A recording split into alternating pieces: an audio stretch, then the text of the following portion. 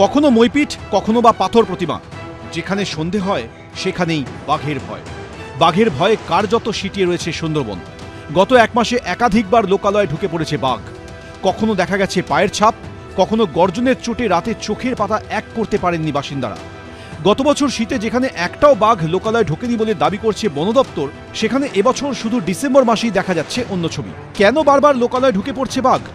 বন দপ্তরের আধিকারিকরা জানাচ্ছেন, আসলে খাল কেটে কুমির আনার মতোই জাল কেটে বাঘ আনছেন স্থানীয় বাসিন্দারাই। মাছ আর কাঁকড়া ধরতে গিয়ে বন দপ্তরের দেওয়া জাল কেটে ফেলছেন তারা। নাইলনের নেট ছেড়ে শেষে স্টিলের ফেন্সিং দেওয়ার ব্যবস্থা করে বন দপ্তর, কিন্তু তাতেও কাজ হয়নি, তাও কেটে ফেলেছেন স্থানীয়রা। আর তাতেই পৌষ মাস এসেছে বাঘের। অনেক জায়গাতেই আবার নদীতে চড়া পড়ে গিয়েছে, ফলে সাঁতার কাটতেও খুব একটা কসরত করতে হচ্ছে না বাঘকে। বাঘ আগে যেখানে অত বড় একটা নদী সাঁতরে আসতে তার অসুবিধা হতো, সে এখন আরামে 4 কিলোমিটার তো হেঁটে চলে আসছে ভাটার সময়, বাকিটা একটু সুইম করলেই সে পৌঁছে যাচ্ছে। যখন এরকম দেখছে নদীর পাড়ে এসে ওপারেও জঙ্গল দেখতে পাচ্ছে, তখন সে বুঝতে পারছে না যে ওটা তার জঙ্গল না, হচ্ছে লোকালয়ের জঙ্গল। সে কিন্তু ঢুকে যাচ্ছে সেখানে। 2021 সালে শীতকালে সুন্দরবনের জঙ্গল থেকে বেরিয়ে পড়েছিল 7টি বাঘ। 2022 সালে সেই সংখ্যাটা 0। আর এবছর শীতে ইতিমধ্যেই লোকালয়ে চলে এসেছিল 3টি বাঘ, যা নিয়ে চিন্তা বাড়ছে বন দপ্তরের। এবার ফেন্সিং কেটে দিলে নেওয়া হবে কড়া ব্যবস্থা। ড্রোনের মাধ্যমে সার্ভেলেন্স চলবে বলেও জানানো হয়েছে বন দপ্তরের তরফে। পার্থপ্রতিম ঘোষ, এবিপি আনন্দ।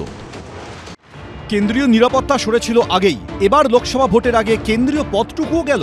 অমিত শাহ জেপি নাড্ডার বঙ্গ সফরের দিনই বিজেপির কেন্দ্রীয় সম্পাদকের পদ হারালেন অনুপম হাজরা। অমিত শাহ জেপি নাড্ডার বঙ্গ সফরের মধ্যেই বিজেপির কেন্দ্রীয় নেতৃত্বের তরফে এই চিঠি দিয়ে জানিয়ে দেওয়া হয়, অনুপম হাজরাকে আর দলের কেন্দ্রীয় সম্পাদক পদে রাখা হচ্ছে না। আমি এখন 2 দিনের জন্য হিমালয়ে যাচ্ছি, হিমালয় থেকে ফিরে আসি, 3য় দিনের দিন কথা হবে। মাসখানেক ধরেই বঙ্গ বিজেপির একাংশের বিরুদ্ধে লাগাতার গোলাবর্ষণ করছিলেন অনুপম।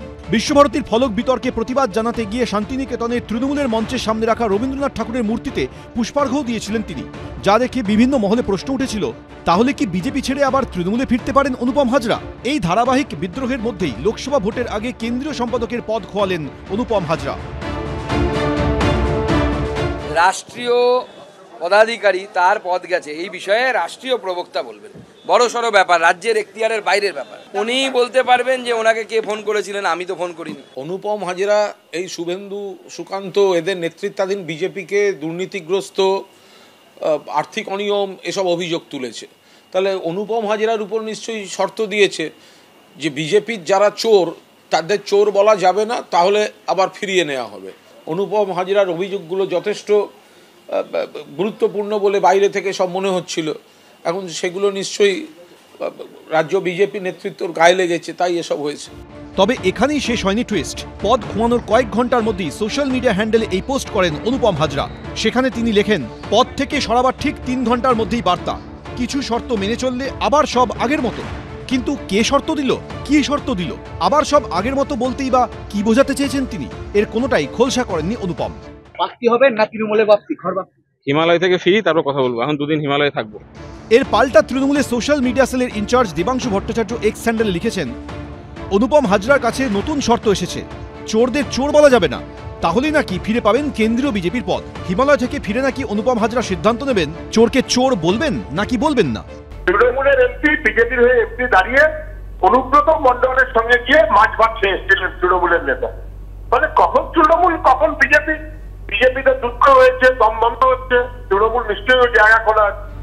বোলপুর সাংগঠনিক জেলা বিজেপির পার্টি অফিসের উল্টো দিকেই রয়েছে অনুপম হাজরা অনুগামী বিজেপি নেতা কর্মীদের পার্টি অফিস। অনুপম পদে পদ হারাতেই বিজেপির সেই অস্থায়ী পার্টি অফিস থেকে সাউন্ড বক্স সরিয়ে নিয়ে যেতে দেখা যায়। শিবাশিস মৌলিক, ভাস্কর মুখোপাধ্যায়, বিশ্বজিৎ দাস, এবিপি আনন্দ।